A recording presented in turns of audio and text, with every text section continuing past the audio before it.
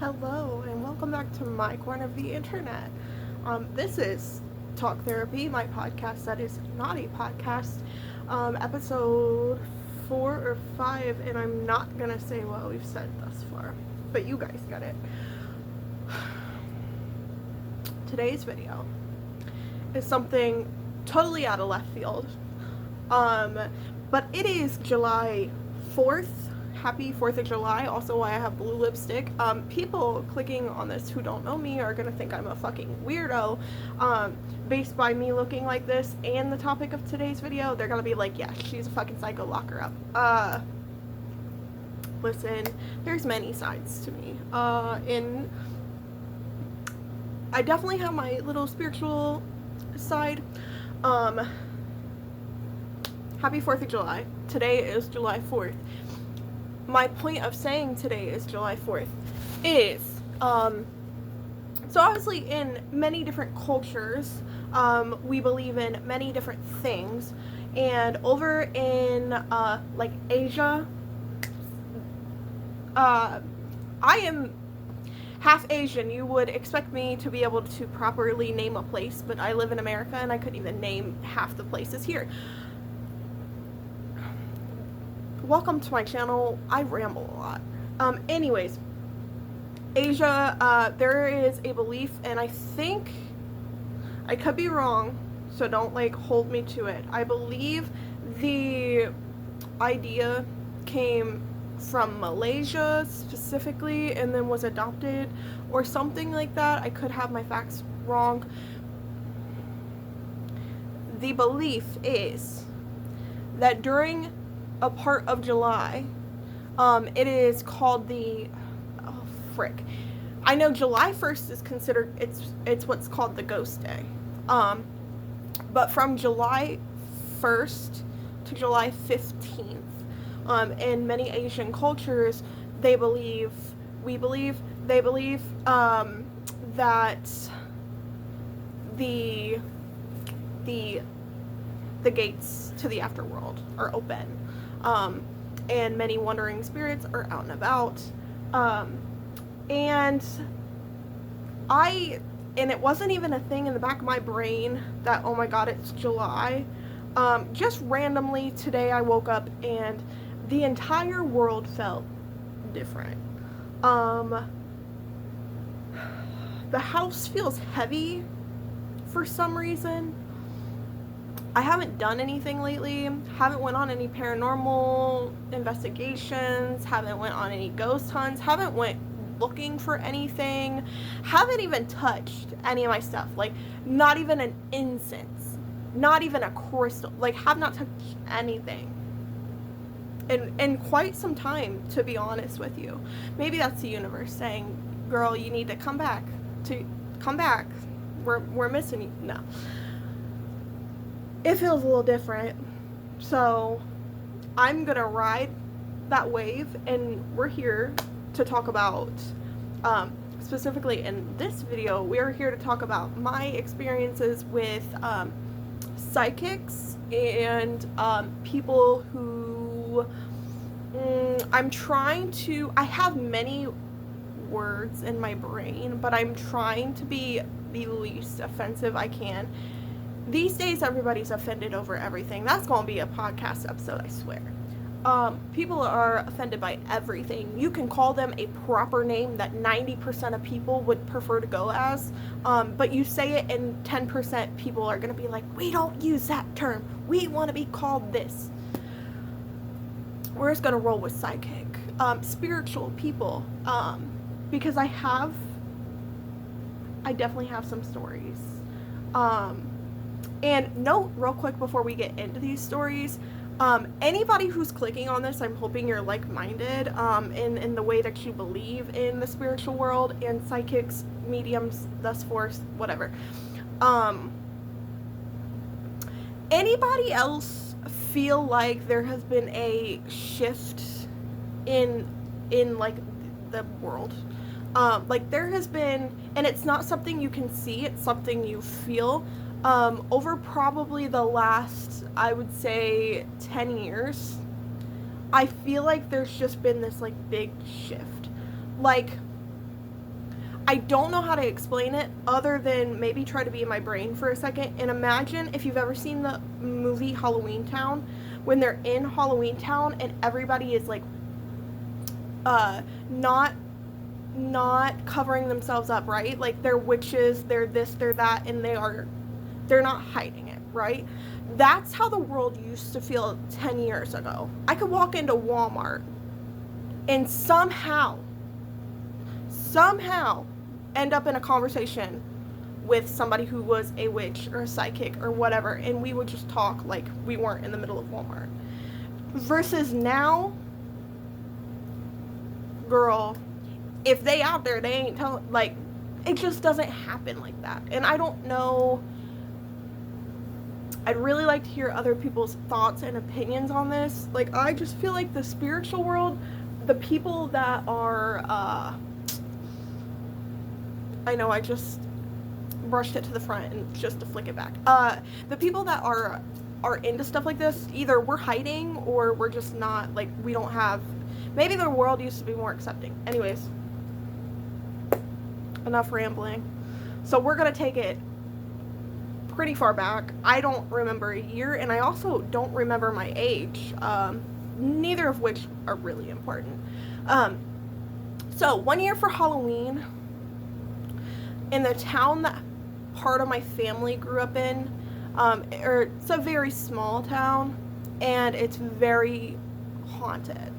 And I don't think, I haven't looked up a lot of the history on the town, and I don't really necessarily think it's that old of a town. You know what I mean? Like, there's certain towns that go back and have their legends and stuff like that. Like, I don't think this one's necessarily that, but for some reason, everything in this freaking town is haunted.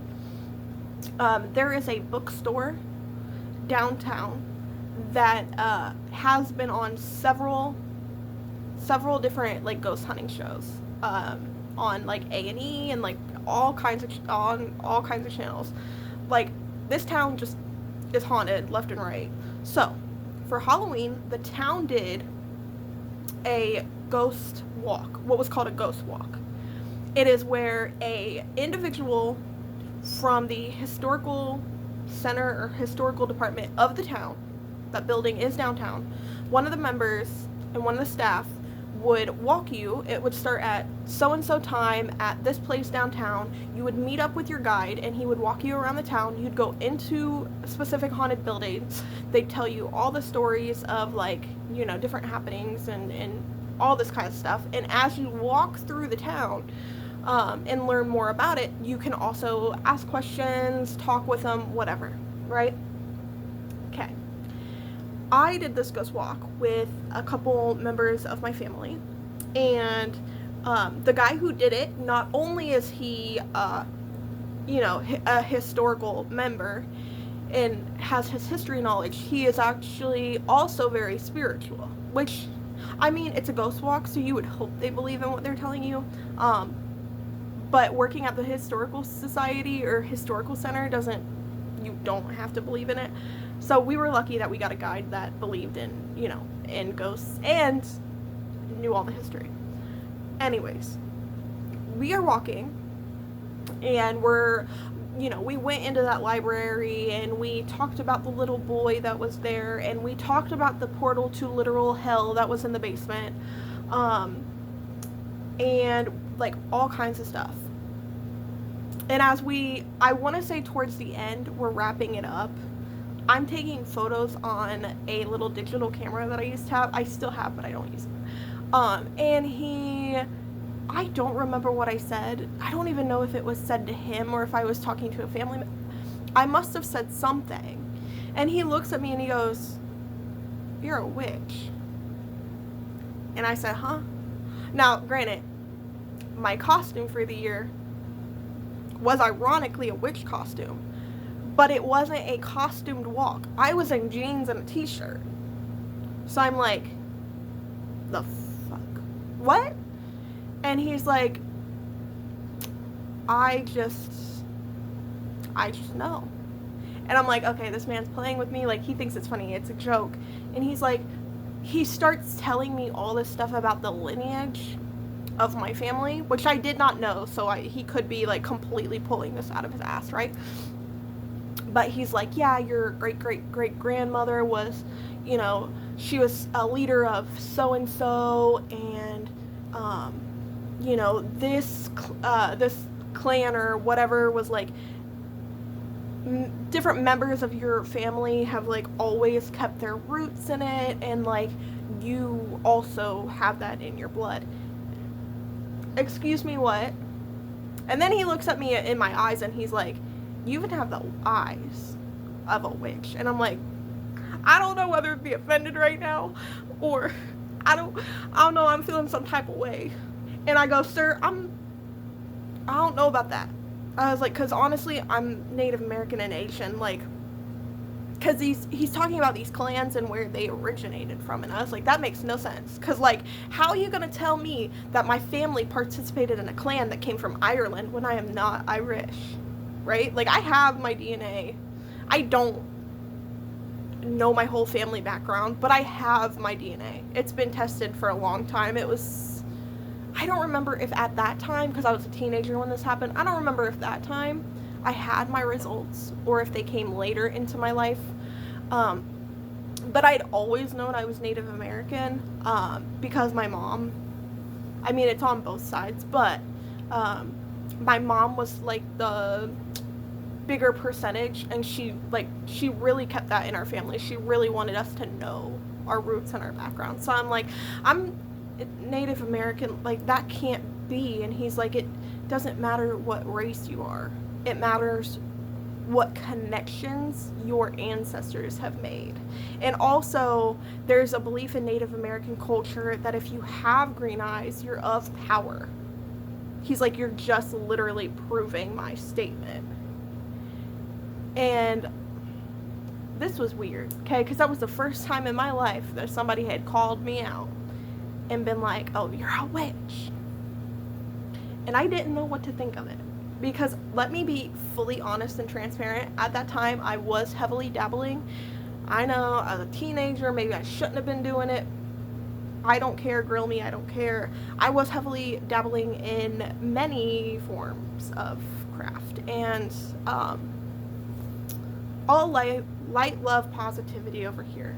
Okay, but I was doing it, and he clocked it. So that was the first time, which was so weird. And then the second time is probably, I'm going to say 5 years later. I'm making that up. Probably what is 5 years later. And in the city that I lived in, so that happened in my family's city. In the city that I lived in, we have an old, well, I don't live there anymore, but when I lived there, we had an old historical library that many, many moons ago, I want to say like 1800s, that probably is crazily wrong, but like very, very, very long time ago, it was a hotel. And throughout the years, like, a lot of people have died there. It is very heavily haunted. It is now a functioning public library. People love that fucking library. I love that library because as a teenager, every time I would go there, I would be able to connect with something. And like, if you're any into the spiritual world, like, that is a place where like you walk in and you can literally like connect instantly. Like, you will feel all kinds of different energies. Like, you will pick up on, it's crazy. And the spirits that are there are also not scared in the slightest. So they will communicate a lot. Like, they will show you what they want you to see. They will tell you what they want you to know. They will pull you in different places and show you this, that, the third. Like, they'll show you where they died in that library. It's crazy. But anyways, so we're in this library. We, meaning me and my childhood best friend, she was not into the shit. I say it like she hated it. She had nothing against it. But like, if I was going to do something spiritual, I was not involving her. If I wanted to play with a Ouija board, I would not have asked her to come. Like, she was not into it. She believed in it, but she was not like into it. So her and I are in the library one day, and I don't remember why. I mean, for me personally, I would go there anytime without an excuse just to be there. But the fact that my friend who, like, we were not great in school, we did not study, we did not read books in school, the fact that she was there with me, I have no idea what we were doing looking back, but we were there, right? We're on the top floor. Well, okay, I'm sorry, not the top floor. The top floor is, on a normal day, unaccessible. Because it's got like a ballroom and a meeting room and all this stuff. So they keep it. You can't really get up there unless you're supposed to be up there. So we're at the top floor that we can be at, which is just like a library floor. They've got computers up there, books, like it's a normal library. But we're up there. And we were walking through a hallway, and this guy, like middle-aged guy, stops me. But not like, hey, excuse me, ma'am. Just randomly, as we are walking by each other and crossing paths, he looks at me and he goes, "Don't run away." First, I'm a teenager, right? And I'm not gonna lie, I was like hot when I was a teenager. I was in crop tops, booty shorts, wearing full face of makeup. Like, I was one of those teenagers. So when a middle-aged man tells you that, you probably want to run. Like, creepy, okay, right? But he puts his hands out and like surrender, like I'm innocent, and starts telling me about how, like, I don't mean anything by that. I am a psychic. I know that you're trying to run away from home. Don't do it. And I'm like, excuse me. Now listen, was I really actually plotting running away from home? No. But was I like every kid in the fact that I had a bag packed and stashed in my closet? Because if my mom pisses me off the last time today, I'm going to take this bag and I'm going to go to the park and I'm going to sit there all day so she thinks I ran away and she can feel guilty for pissing me off, and I'm going to teach her a lesson. Yes. Yes. I'm every kid in that sense. Like, I think given the opportunity, I maybe would have hightailed it out of there. And nothing wrong with my mom. I think I've maybe touched on her in a couple episodes. My mom was an absolute angel, an absolute saint, and she forever will be my favorite human being, regardless that she's not on this planet anymore. I don't care. She is everything to me. Like, but then he starts talking about all this stuff, and she comes over, right? Because I don't remember all the details, I'll be honest. But I know that he starts talking about all this stuff for me. And then my best friend comes over, and he looks at her and he describes this man. And he's like, he describes this man like an appearance. I don't remember the details. And then says something about he's driving a red truck and he has this, I want to say it was like a beagle or something, that's like putting its head out the window. He's like, do you know this man? And she starts crying and she's like, that's my grandpa. This man did not know us. This man also was not from the city that we were in. Or at least that he told us he was, if what he was telling us was the truth, like, he was not from the city. But anyways, then he starts getting into my past lives, and he tells me that at one point, I want to say there was something about Egypt, and I was a princess, and there was something about some pyramids, and then there was something about a tribal princess in the Aztec days in a different life. And he's like, so you're always searching for power. It's because you've always been a woman of power. And just like starts clocking, like, he's like, you a long time ago, like in one of your past lives, I think it was when I was a princess in Egypt, I think you had like this black cat and it was named this, and that's why you know, have this obsession with black cats. He's like, it's not because you're edgy, it's not because you're subscribing to this image of being spiritual, it's because in a past life that was your best friend, and so that you'll search for her in every lifetime, and you think that she's going to be within every black cat. Granted, I at that moment had a black cat, and I remember even as a kid. Now, a lot of these details people might like brush off as coincidence, but I remember, like, as a kid, anytime I would color in a coloring book and it was a picture of a cat, I always made it black.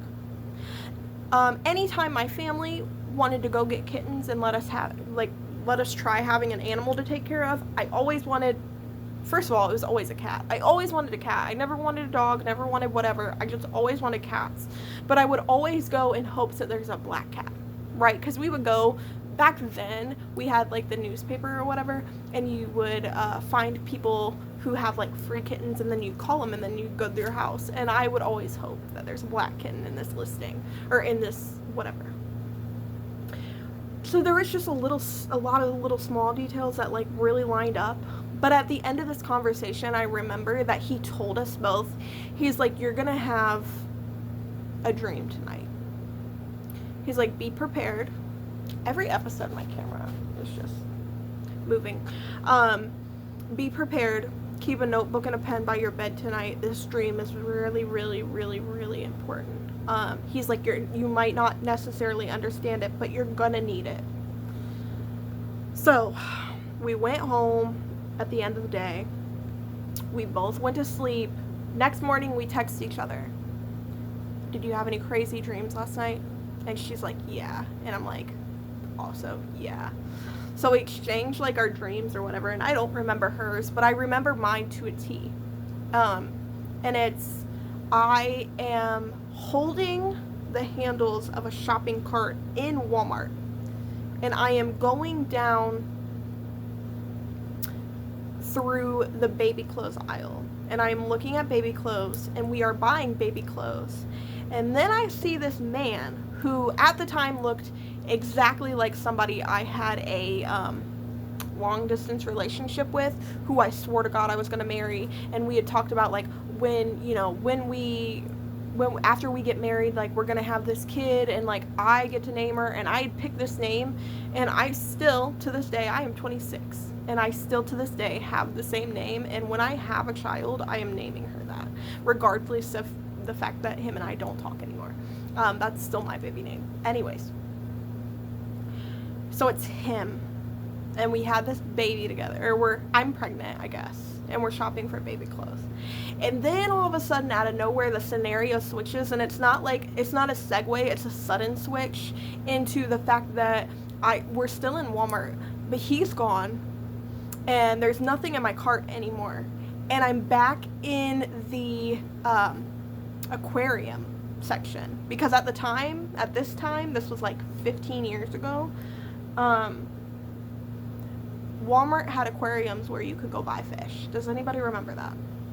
We're in the aquarium section. My dad, I don't know if I really want to get into the specifics of the names that I call different family members, but I will just say who I considered my dad is there, and he is scooping chocolate ice cream into these aquariums.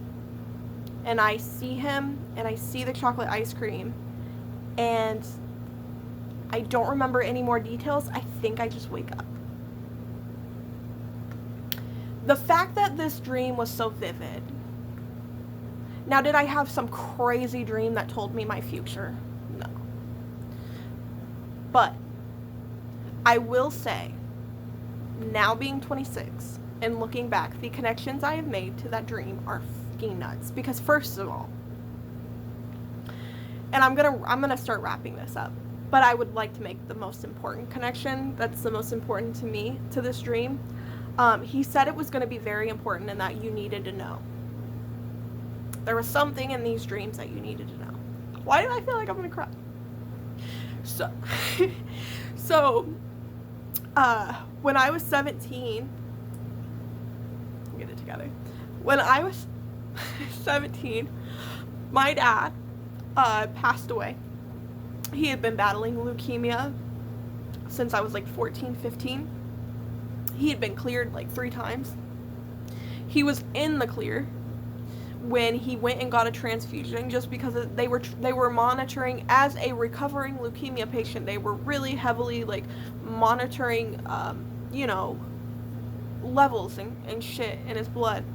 I'm not knowledgeable on this, but I remember he had went and got a blood transfusion that morning, and then all of a sudden it's like noon, right? My dad had always worked at the same job since he was 16, and it was this factory job as a welder. And I remember he went and got the transfusion in the morning, and then he never got off until 4 o'clock.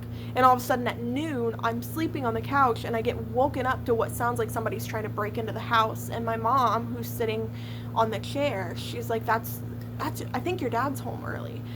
But like, he's struggling to get in the door. So I get up and I go, and he's like holding on to the wooden door handle while he's like holding on to the screen door and trying to get in this door. So like, I give him my arm and I help him in, and we set him in the chair, and it's the middle of summer and he's shivering like freezing cold, and something's not right. And my mom's like, you need to go to the hospital. And he's like, no, I'll be fine, I just need a nap. And we're like, he's shaking like a leaf, like, you need to go to the hospital. So he gets taken, we call the ambulance, he gets taken to the hospital. My mom won't let me go, because she's like, he's gonna be fine, like, you're just gonna stress everybody out because you're too worried, like, he's gonna be fine, you need to stay home with me, your brother can go check on him after he gets off work. Because my mom was also very sick, so she couldn't go to the hospital. There was just no way to get her there.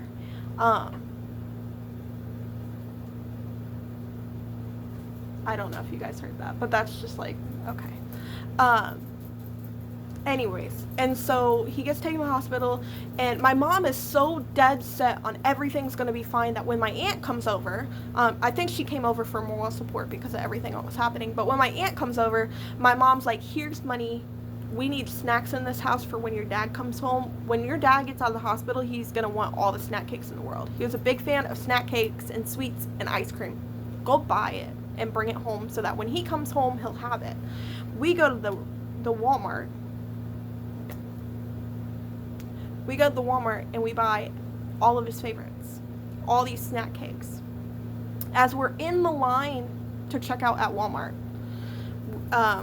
my aunt has, like, we had checked out and we're paying, and my aunt gets a call, and she just is so little words and like so like poker face, can't tell what's going on. So we leave and get in the car, and she's like, your mom wants us to go through McDonald's because she doesn't want to make dinner tonight and it's getting really late, so I'm gonna take you through McDonald's. And she takes me through McDonald's, and the whole time I'm trying to like get her to tell me, like, was that mom? Yes. What's the update? She'll tell you when we get home, it's okay. And it's just, she won't answer my questions, and I keep bugging her or whatever, and I order my food. Granted, I order my food with no dessert, okay? We get up, we pay. We get to the next window to get the food, and a teenage boy opens the window, and he's like, by the way, we accidentally made somebody else's order twice, so we have extra chocolate shakes. Do you want one? Every time my dad went to McDonald's, he always got a chocolate shake. Which, to me, the connection I made was, number one, in that dream, we were in Walmart. That's when my mom got the call. He was scooping chocolate ice cream. That's so fucking weird and out there, but he's scooping chocolate ice cream into the aquariums at Walmart. She gets a phone call at Walmart. We go through McDonald's and they give us a chocolate shake that we did not order. What's the odds? Okay.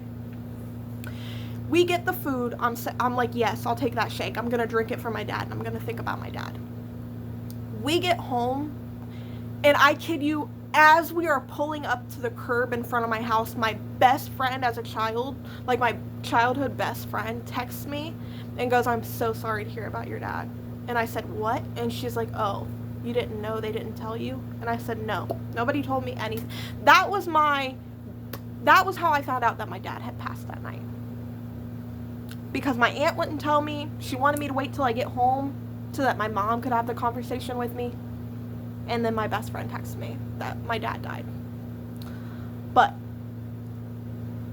as a wrap up, this is crazy long for 2 experiences, but I wholeheartedly believe I have went to a psychic.